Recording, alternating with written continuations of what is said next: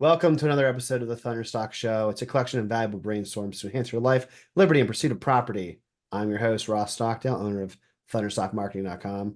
Today's special guest is Nelson Tepfer with Pro CFO Partners. Nelson, thanks for coming on today. How are you doing? Well, it's great to be here. Looking forward to this conversation. Nelson, when we spoke offline, you were telling me that you're based out of Brooklyn, New York. Yes. Tell me what it's like to work in New York City. I'll be honest, I haven't yet interviewed somebody that's doing what you do in that area. Well, I've lived here my entire life, but the way I refer to it semi-jokingly is I'm not one of those people who are convinced that it's the greatest place on earth. We just haven't found a big enough impetus to leave yet. So, my kids are happy here. My wife is happy here. Where am I going for? Where am I going to go? Why would I actually leave it type of thing? From the work that I do, it can be done from almost anywhere because we're either in front of our clients or it doesn't matter where we are. So we built a company to be flexible for where I personally am working, but at the same time, family's happy. It's usually a pretty good reason to keep going where you are. So That's a great way to describe where I'm at as well. there you So go. let me ask you, you didn't start your career as a pro CFO partner. What got you into doing what you do? So it's funny. I think I ended up doing this. Most people, when they're thinking about going into what I'll call loosely the fractional CFO space, they're usually between roles or they're thinking about what they want to do next. I kind of did this backwards, in that, going back nearly 15 years ago, I was what I thought at the time happily employed as a full-time CFO. When a friend of mine reached out to me and said a friend of his is having some trouble with his company, can I have a conversation and maybe give him some advice? Hmm. And I was like, help out a friend of a friend? Sure, why not? We'll have a conversation. And that conversation turned into a year-long interim CFO role that I actually juggled with my full-time role. So it was a ridiculously busy year. But what I found by doing this, and I use this word so carefully, but it'll definitely resonate with you, is that it was so much more fun working like this. I learned a new company, new business, new industry, and the things that were day to day in my previous role was like magic to a company like this. And so I said, this is a lot of fun. I kind of want to do more of this. So I went back to my full-time role, converted it into a part-time one, and then started doing this on my own. Now, this was before fractional part-time CFO was cool. So, a lot of times it was, explaining to people what this is and how it actually helps them. But over the next 7, 8 years, I did this on my own across a dozen different industries, from startup to close to 500 million in revenue, and I loved it.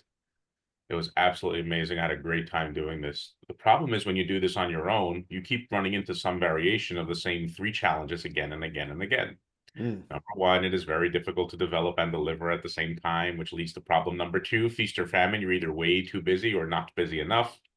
And then the third reason is that you only have your own experience and expertise to offer, which I find shows up two ways. Number one, occasionally you'll bump into that client who says, well, have you worked in this industry before?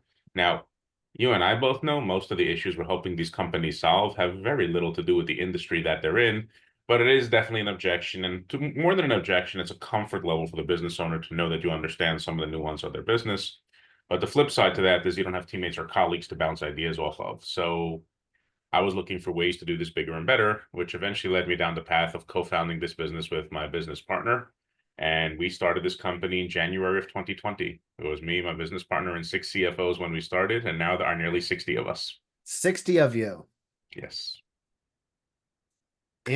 So it was you, your partner, and I think you said one or two other people total. Six. There was six Six. CFOs. Yeah. And now you've 10x'd in 4 years. Well, I guess five, but four. Yep. Yeah. Okay. Well, what an introduction. I think it's just so amusing to me to hear you, one, accurately identify, because I've talked to tons of other fractional owners, that it's almost like a pyramid shape. Okay. The vast majority of people that I find in the fractional space are people that have heard the term and are working either as, maybe a staff accountant or a controller. And they're like, oh, this is a sexy term. I think I want to try doing this and make a career pivot. They don't really know. Then you have other people that may have worked at another agency and want to start their own thing, whether that's an accounting firm or whatever. And then you have people like you that have done it, and I love the thrill of the solving new problems. Everything's new every day. taking concepts you learn from one client, applying them universally. So I loved having those conversations because I identify with the third bucket, which is I've done it for a portfolio of companies. I had a blast doing it. Now I want to, bring them out to market. So my first question for you is about the timing. What was it like? Obviously, you didn't know because the timing of I had my own COVID story, but starting it bright-eyed and bushy-tailed in January 2020, how'd you navigate quarter 1 of that year? So that was definitely an interesting year. We've talked about this and semi-joked about this internally. Was our rapid growth because of COVID or despite COVID? And the answer we usually settle on is yes. There were definitely factors that made it easier for us to actually ramp up because more companies were more open to the idea and the concept. Also, more companies needed help then, and they were looking for that kind of expertise to help them get through those times as well, especially early days of COVID. It definitely hindered because a lot of what drives our growth is the relationships we develop, which certainly goes better in person. Even when we work with clients, I mean, these days we definitely have some in-office presence because there's an aspect to the role that we play with our clients as a leader of their team, which, if they're all in an office somewhere, we can't really be just a box on the screen. So there's a trust building aspect when you start with every new organization, which is definitely hindered by which was definitely hindered by the COVID environment. But that Hmm. being said, we grew rapidly. The adoption of fractional or part-time definitely, rose greatly in COVID. So that certainly helped things as well. Also, in the early days when no one was in an office, I mean, it was, to a certain degree, it made it much easier because, if their team wasn't in an office, it didn't matter where we were either as part of a member of that team. So It's interesting because as much as there's this universal idea that New York City is the center of the world economy. I still believe that. I don't live too far from New York City, and I'm grateful that it's that close to where I live. You still have that and that idea that a lot of your clients want to meet face to face. So how do you juggle your schedule? And I'm not just saying you because now there's 60 of the yeah. fractional CFOs, but in the beginning, like how did you allocate your time resource to Well, to working on the business then working in the business? so it's funny to a certain degree. This is where COVID certainly helped because you weren't going around and meeting everybody for coffee and lunch and breakfast those days in the early days. So it was a whole lot more Zoom meetings, which, again, the blessing in disguise kind of thing is that you can definitely have a lot more Zoom meetings in one day than you can if you're going around bouncing around visiting people in one day. I think my record, and probably says more about me than it should. I was going to see how many I could fit in one day. I ended up with I think 14 meetings in one day at one point. But then it was more like I had like 11 or 12, and I said, okay, how many can I really fit in? Let me see if I can get more in, kind of thing. But it does take a lot of follow up and structure to actually make those meetings actually be meaningful and actually drive the results that you want. So a lot of notes, a lot of follow up, everything that happens around those as well. But that's what certainly helped. Also, early on, both me and my business partner recognized our need to be focused on the growing of the business. So we focused and limited our own direct client work even from the start. Mm. The running joke in the firm now is they don't let me work directly with clients anymore. I say they, I mean, it was our decision not to work directly with clients once we get to a certain size because the role that we need to play in growing the organization shifts from direct client work to the developing the relationships for supporting the rest of the team and delivering the work. And that was a decision we had to make. Like yourself, I came from doing this work directly. There are still days that I do miss it, from actually, rolling up your sleeves and diving in. But at the same time, it became that recognition of what is it we're really building. And if this is the goals that we're setting for what we want to build and why we want to build it and helping as many organizations as we can with the focus area that we deliver, then we can't be the ones delivering directly for our clients.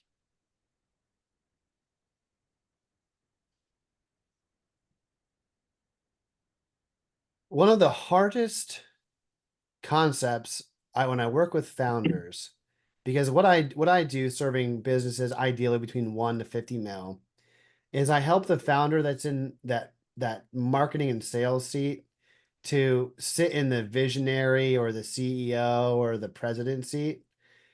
And as much as they are conflicted between their business goal of wanting to drive growth and profitability, I'm sure that you've touched on both. But what you do touches on both. What I do touches on both. Sometimes it feels like the title is just that, a title, but it's hard to have founders, and I've experienced this both in house when I was a CMO in-house as well, to let go of the vine, or to not work on the work that they love to do, that's the in the weeds, and focus on the work that only they can do. Was that a challenge for you? Or did you just identify it from a logical standpoint, like, hey, if I want to get to where I want to go, this is what I have to do? So let's be clear about a couple things. Just because it's logical doesn't make it easy to do. So you made that. I mean, we knew that we wouldn't be able to do this from originally, but there's still aspects that we truly enjoy jumping into. So it really became the recognition of, what is the role that we're going to play as we grow this. So I'm still very heavily involved, for instance, in developing the relationships that drive the success, in developing a new business, because that does still keep my finger on the pulse of what's actually happening with our clients and the challenges that they're facing. Eventually, to a certain degree, that we'll have to pull back from some of those kind of things as well. I know it, but as we continue to grow and scale, and the rest of the sales team picks up on some of this kind of stuff, some of that will shift as well. So it was recognizing, to your point, what are the things that we can do as individuals? What are the things that we add the most value to our organization? And how do we actually, focus on our time, energy, effort, and resources there? Ideally, it's an area where you actually enjoy spending time, because if it's not, then it's obviously not going to work all that well. But ultimately, like you, it's the same advice we give our clients. For us, when we talk about the CFO side, right? When you speak at the CMO side, most of the founders are usually very heavily involved in the early days of the marketing, whatever they think marketing is, and we can get that into a whole nother longer conversation. But on the CFO side, usually they're a little bit, easier to give it up, to a certain degree, because most business owners don't come from a finance or accounting background. And so for them, it's more about understanding what this role should be doing for them and how it's supposed to support their success.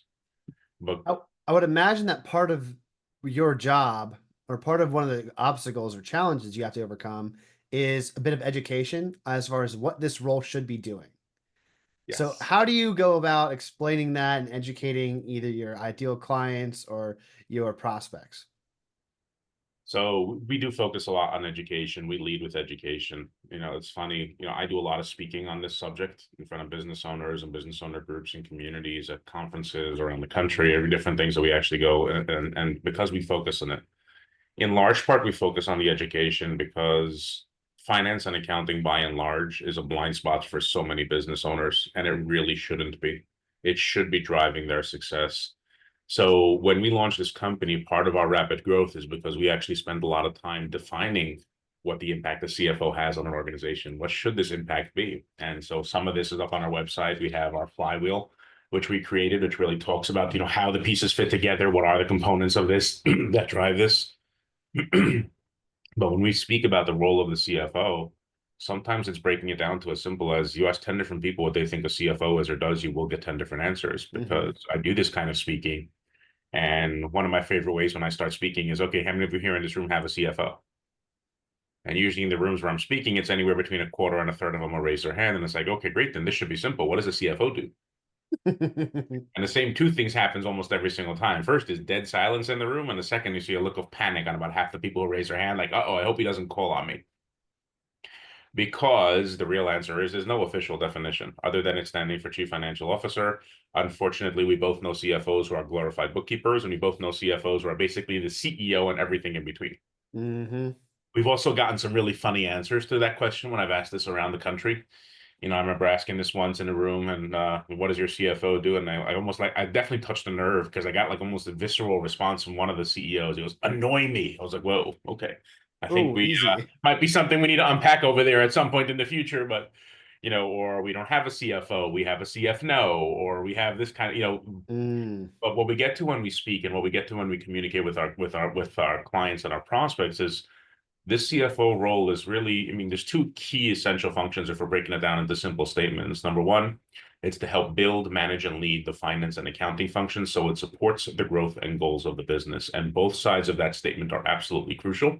It is build, manage, and lead the function, but it is also so it supports the growth and goals of the business, which means we need to understand what the business is trying to do so that the pieces we're helping build are aligned with that kind of side of it, with that, and to actually drive that success. And along the way, it is making sure that the business owner and leaders have the insight they need to make the decisions that they have to on an ongoing basis. Now, is there a whole lot that gets involved in both of those two statements? Absolutely. But ultimately, that's when we choose to talk about what is it the role that the CFO should be having on an organization. It is those two functions. because for our smaller clients where it might be just us and a bookkeeper or us and a bookkeeping service, we definitely need to get more operational with some of the pieces we help build, early on. For some of our bigger clients, there might be 15 to 20 people in their finance and accounting function. And so Okay. that role looks a little bit different. It looks a lot more about manage and lead versus it is build and manage, as opposed to some of the smaller companies that's still building it. Sure. If there's not a balance sheet in existence, it must exist first. Yes. But you Well, could usually have, if there's not a balance sheet in existence, we'll suggest that they go hire a bookkeeper or introduce them to some bookkeepers instead of actually talking to us. But well, correct. But you need the foundational pieces in play. If you don't have your arms around your receivables and your payables, your balance sheet, if you don't have your bank recs, please let's find somebody to do that stuff. But it sounds like to me a takeaway is that you help owners to make good decisions towards their growth based on what the actual reality of their business is. And there's a couple of things that need to be unpacked in that statement. It's good decisions, help. You can only suggest, you can't execute the suggestions, but also making sure that they're looking at the right data. So it's funny you say about help versus execute. That actually is one of the bigger things that we very often talk about. As CFOs, we're not that consultant. We're not that person giving them this fancy report telling them everything they're doing wrong and finding a recommendations report. Here's things you should do. And that's also a big differentiator. As their CFO, we actually do step in to drive the execution of what we're talking about. That is just done collaboratively very often. And I'd probably say the same thing for yourself. You throw ideas at them and advise them, but ultimately you're the one who actually drive the execution as well for your clients. It's not as simple as just here, I think you should do these kind of things. Thanks. I'll see you next month. And when I talk to you again about new things you should be doing. Again, that's where we go back to build, manage, and lead the function. We have to be driving the execution. Now, we're not necessarily the ones doing this because we very often joke with all of our clients, you should not be paying us our rates to do your day-to-day bookkeeping. So we need to make sure it is done and is done correctly, but ultimately it is about the impact of what it is and what we do with it rather than it is the specific, did we make this journal entry or not? As soon as a client has the idea to ask me to write a blog post or to write website page copy, I I have to bring it back to look, the goal of hiring me was to help you grow your business. Yeah. I'm not the best resource to do this specific, like I call it lever pulling Mm-hmm. function. So, moving on from the challenges, what are some of the because you work with a wide variety of size of client. We You do. said you said clients that don't have really people in the accounting department yet to 15 to 20 staff. What are some of the commonalities between the diversity of your client industries and sizes that all businesses most commonly face when it comes to finance and accounting? So we do work in a wide variety of industries, which I find fascinating how wide that group has come because everyone asks, oh, do you have an industry focus? I'm like, well, we're currently running in about 28 or 29 different industries. And that number seems to keep growing because they keep making up new industries. So, but to answer your question of what's common, there's a few things that really are common with the challenges and the impact that we have. But I don't think I can say it any better than the way one of our clients told it to us when we first started our conversation. His exact words were to me, Nelson, this company is too big for me to run on gut instinct alone. Now, I can't say it any better than that. And I love a CEO who feels free enough to share that sentiment with me. What made that resonate with me so much was this is not a little company. This is a 300-person company who had a controller and 9 people in his accounting function that was still the way he felt.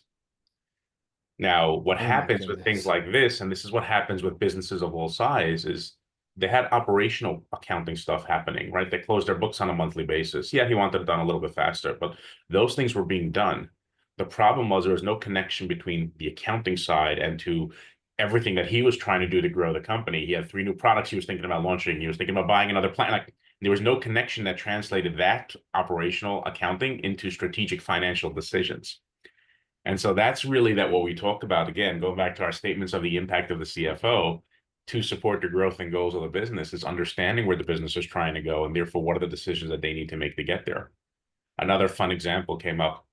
They're talking to one business, this is one of the times I was presenting to a group of business owners, and we we're talking about how reporting Most people think of reporting as just financial statement reporting. And we're like, yes, you definitely need to make sure your financial statements are done correctly. Yep, But what that's else part are of we it. looking at that gives you the insight into what's happening in the business? What are you measuring against the goals that you're setting to know if you're on track, if things are working, or if not working, what's actually happening? And so this particular business owner had a very aggressive growth track, wanted to double in 3 years, probably a very common refrain you've heard as well, right? We're going to double. Those are the two most common ones. Double in 3 years, and I'm going to be 100 million in 3 years. Those are the two most common things we hear. Not so much the actual plan of exactly how they're going to get there, but sort of some kind of spreadsheet model that shows that this is going to happen. But this particular business did have a path to get there, and we unpacked it in the conversation. It was like, okay, how are you going to get there? And he says, well, this is how it's going to happen. This is over here, and this is actually going to go do this. It's like, great. So what's the first step that would need to happen?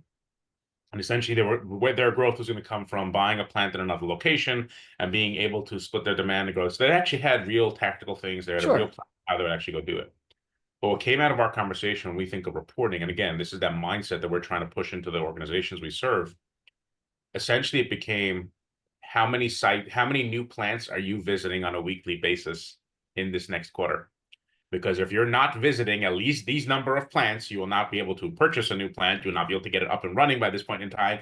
You will not be able to, and essentially, again, if we have identified that you're trying to double in 3 years, this is the first step that you need to happen. So again, it's that mindset that when we think of reporting, what else do you need to be doing that says if this is working for you or not? And it's not just what is your profit margin or what was your top line revenue last month? You touched on a point that hits so close to home because of my days in private equity and my experience as a fractional and CMO. When clients come to me, they want a linear growth trajectory. They want that line to be up and to the right straight. They don't realize that there'll be some investment where it goes down in order to climb back up. They don't realize that if you were to hit some certain milestones, M&A being a great example of them, someone who worked with a sponsorless fund, it's very difficult to do your first go from 0 to 1. Yep. Not difficult at all to go from 1 to 7, which I experienced.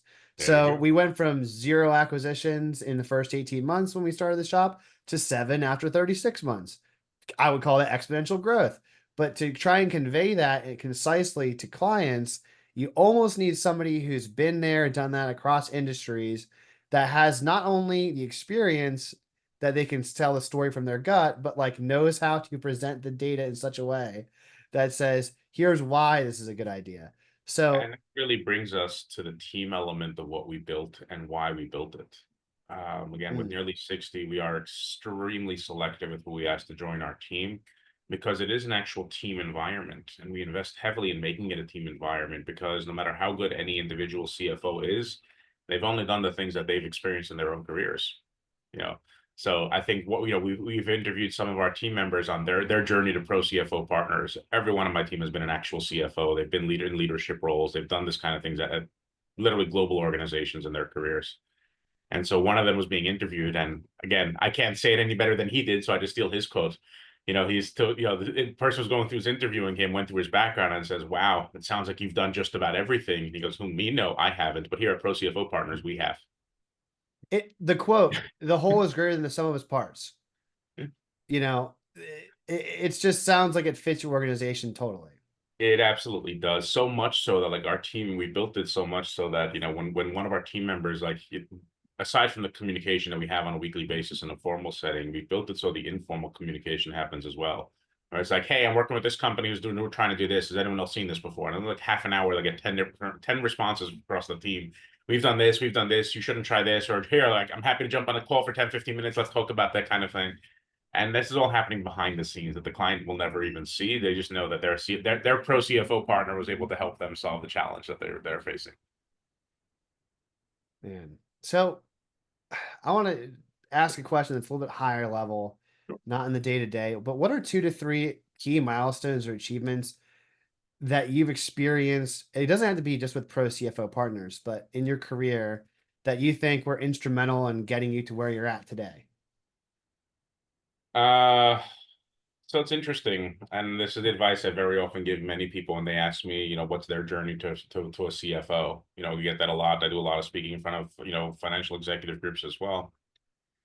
And my own journey was probably not the traditional one. And so I very often advise, like, it's not, doesn't need to be follow this specific path, but you got to be, keep your options open and recognize the opportunity when it's in front of you. I mean, going back to early days when I came out of undergrad, I actually planned on going to Wall Street. My Hmm. undergrad degree was in finance. I had three offers from bulge brackets actually at the time to actually, go join them. Like, this is interesting. Which one do I want to pick? And then someone else reached out and said, like, hey, this other person has this business going over here. He needs somebody who can help him do this kind of stuff. And I looked and I was thinking, I was like, that seems more interesting. Wall Street's not going anywhere. Let me try this for a couple of years. If it doesn't work, I can always go to Wall Street after. Mm-hmm. Short answer is I never made it to Wall Street.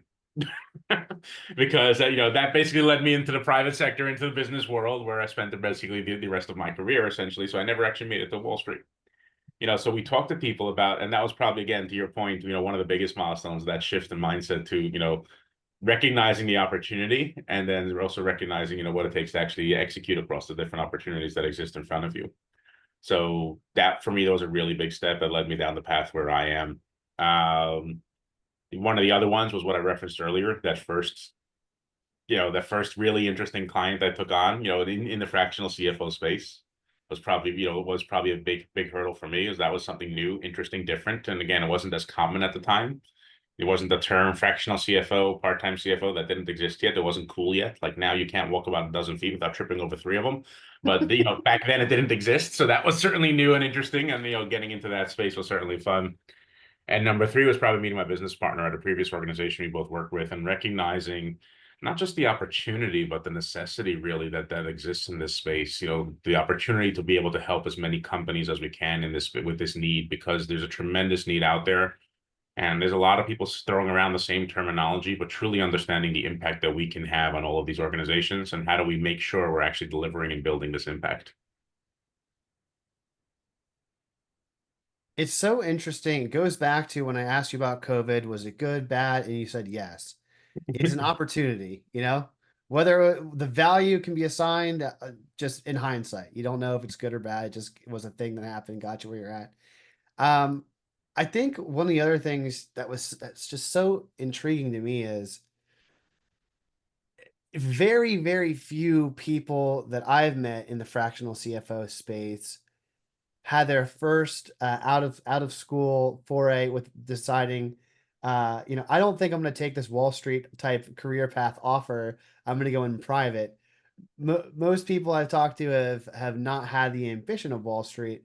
So can you kind of tell me, how do you think, whether it's just your unique approach or maybe the tricks you've learned along the way, but what is your unique framework like for financial management, and how does that differ from other CFO services? So fortunately or unfortunately, the standard in this space, it's almost like a race to the bottom. I think you referenced a little bit of this earlier. It's like, okay, we do bookkeeping and now we're fractional CFOs. I'm like, okay, Mhm. bookkeeping is valuable. I wouldn't necessarily think of that as a fractional CFO, because there's a huge difference between a CFO and a bookkeeper. Not that you don't need bookkeeping, but it's very, very different. The standard in our space seems to be selling access to time or throwing a report on a client's desk once a month. And I think those are lovely and wonderful and can be of tremendous value to organizations. I just don't consider that a CFO offering.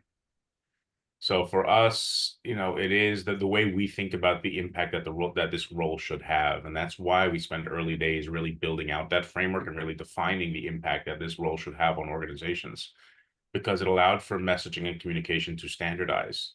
This is how this all fits together. Yes, of course, we need to make sure your books are closed, but so we can do this, and so we can get to this, it's so we can be having this kind of result that, which is what we're really getting to. The report is not the result. The report is a tool that you use to help you get to the result. So what is the report that you need to be looking at, and what is the result we're really trying to get to when we look at this report? There are some fun examples. A very common one is, you ask most business owners, like, okay, yeah, we review our P&L on a monthly basis. And it's like, great. Do you ever do anything with it? Or is it just one of those kind of things where you run down like, okay, yeah, yeah, yeah, yeah, yeah, okay. Whereas opposed to, what are those 5 KPIs you need to be looking at on a regular basis? And what is it actually telling you? And how is it actually, helping you achieve the goals that you set for where you're trying to go 3 years out? Like, it's just that kind of mindset of driving the impact is truly important. And we spent a lot of time really defining that in our organization, how we communicate it to the market, how we communicate it to the clients, how once we start with our clients, there's an entire client success function that we built internally as to what does it take to actually make sure we're delivering value along the way? How are we communicating the value we're providing? Because a fractional, you don't have those lunches and dinners and drinks outside of the traditional office time where you get to build that rapport and actually communicate this. So how are we communicating the value we're providing along the way? How do we make sure we're actually working with our clients to help them achieve their goals? I love hearing the other side, right? So people typically think of in an org that you have sales and marketing over here, and all the way on the other side of the org chart is your finance and accounting. But what I've learned is that you, what you do, you mentioned how you do messaging and communication and define and express and display value. Sounds an awful lot like marketing to the untrained ear. But when I could tell you countless stories about how I've had to try and drill down what are your short and long term goals, what metrics as they pertain to the financial metrics of whether it's your marketing efficiency ratio, your return on ad spend, whatever you want to call it, like like how are we tracking them? So what's one I told you I was going to go high level, but it's more tactical because I think you have a great answer. What's one way that you work with fractional CMOs or fractional CEOs to get that C suite to become together and operate as a team versus just individual parts doing their job? So it's funny you say this, and I think you'll appreciate this more than most. Fractional is just a means of delivery. We're playing leadership roles in this organization, whether it's a CMO, CHRO, CRO, whatever term or whatever it is. We're in leadership roles in this organization. So whether it's fractional, full-time, in-house, outsourced, the Irrelevant. exactly right. The team needs to be aligned around what is it we're actually trying to get to and whatever format that alignment looks like. Again, you're probably familiar with all the operating systems out there, just like we are. We work on them just as probably you do. Whether take your pick, and we're probably running on it. The amusing thing to me is we support more organizations on all these various operating systems, even more than any of the individual implementers or coaches who do, because of the size of companies that we support. So EOS is one that I have quite a bit of experience, but there's other ones as well. So we work with more EOS companies than any EOS implementer is a great example. Hmm. Again, whether it's EOS, whether it's OKR, whether it's Great Game of Business, like we're familiar with all of those because it is most of those, going back to the statement you made earlier, most of those are structures and tools to gain alignment. And so we can actually have commonality as to what is it we're really trying to do as an organization, and therefore each individual's role in supporting that function and growth of the organization. So that's true whether they're following and again, whether they're following an official system or whether it's just common good business practices around, okay, what is it we're really trying to get to now? How are we going to get there? What is marketing's role in helping us get there? What is ops role? What is this role? What is how are we actually getting our that kind of function and alignment? And that's very often why in the one of the first stages, one of the tools that we use that we developed is understanding the company's business model in line with what they're currently doing, so we can match it against what they're trying to get to and how is it going to help them get there. In one sentence, the leadership team comes first.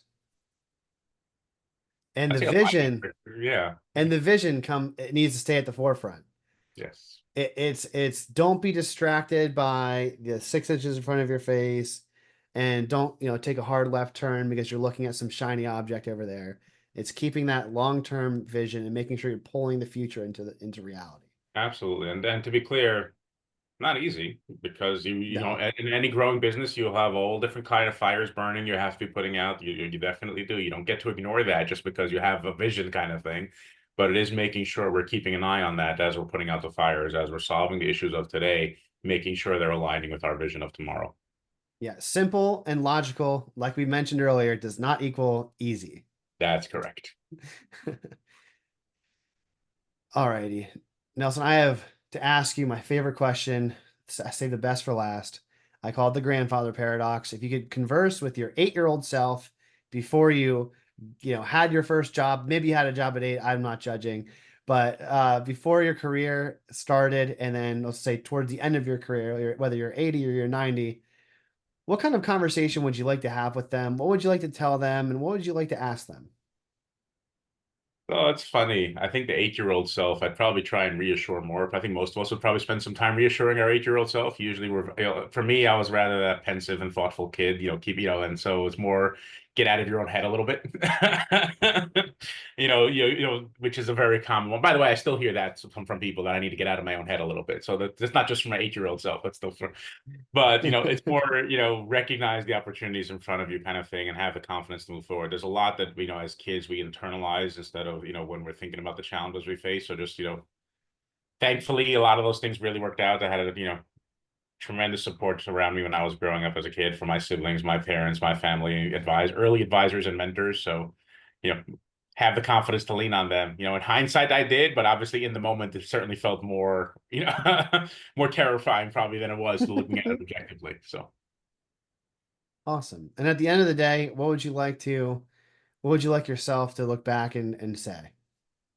for me, it's so much aligned with what we're doing as an organization is making, I want to be able to look back and look at the impact we had on all these organizations, on these business owners, on all of their employees, everything that actually came from the work that we're currently doing. We're doing this right now because this mission resonates with us. Every business owner deserves to work with an expert CFO to guide their success. And if I look back at 80 years old and the number of companies that we've been able to support and drive the growth and successes, I'll be pretty happy. People ask me today already at 5 years in. So last year we made the Inc. 5000 list, for instance, with our growth, which has been phenomenal. Even higher than we initially expected. It wasn't a goal of ours to specifically have this kind of growth. It's just more the Mm-hmm. result of what we're doing. And I'm very open about the fact that one of the things I am most proud of is the number of companies we've been able to serve, the number of organizations we help navigate the challenges that we stepped in to help support them with. So to me, that is truly aligned with who we are as an organization. And if I look back at 80 years old and look at the number of companies we've been able to help, I'd say that's probably something I'll be pretty happy with. Can I ask what that number is? The number of what? Organizations you've helped so far? Already so far in the 5 years, it's probably crossing 300 now. 300. And what is the big vision? That number. Well, when we started, it was 1,000, but we're going to hit that pretty soon. Now we need to really increase that. You need to go back to the drawing board. The number was too low. No, Mm-hmm. no, it is a number we track, by the way, as we're trying to get to. What is our trajectory growing on this side of things? What are the challenges? We do look at one of our metrics of success is the number of organizations we serve. The how large we grow our team is not a goal. In large part, that's a function of the number of organizations we serve. Mm, wonderful. So second most important question, but definitely an important question as well, Nelson, is for those that are listening that are ready to have a conversation and have access to your entire team of CFO partners, what are some of the links or resources or ways to get in touch that they can learn more or have a conversation with you? Sure. So our website, procfopartners.com, has a lot of content, as well as, of course, a contact us button on almost every single page. When I say the content is because there's a lot of resources that we built that we give for free because it aligns with our mission. Like check out some of the ways we talk about the different areas of this finance and accounting function. We have some free tools on there. We have a lot of content there. If you actually go to our media site, page on our website, there's a lot of blogs and content just on different topics, cash flow issues for this kind of industry, how to navigate them, some best tips and tools and practices around this. We have a lot of content out there. So please feel free to partake and take it and use it, in any way, shape, or form that it helps you and your organizations, or reach out to us. We'd welcome a conversation to explore if or how we may be of assistance. Awesome. Well, thanks so much for your time today. Everyone listening, that concludes another episode of the Thunderstock Show with Nelson Tepfer of Pro CFO Partners. I hope you found this conversation to be enjoyable and inspirational. I hope you got something out of it. And if you did, I don't run ads in the show. The only request I have is to share it with a friend. The only other ask I have for you and everyone else is to carry on and be well. And thanks for tuning in.